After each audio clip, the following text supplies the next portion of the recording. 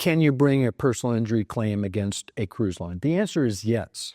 Of course, in an analysis of any personal injury claim, you look at a couple of different things. Really, you look at two basic things. One is liability, what lawyers call liability or fault. That's whose fault it is.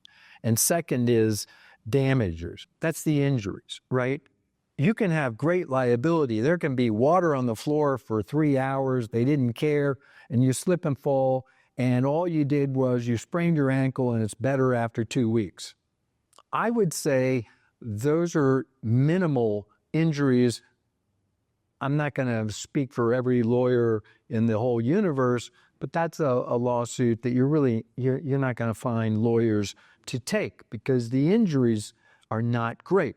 You have to have injuries big enough to justify the lawsuit in the first place. And so likewise, you can have a very serious injury. Maybe you broke an arm, you broke a leg, you broke a hip, you hit your head, you suffered a traumatic brain injury.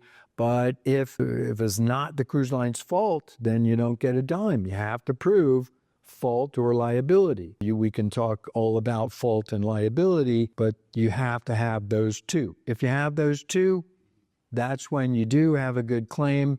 You want to call, and if you want to, when you're in doubt, you should call a specialist and talk to the offices of these attorneys that specialize in claims against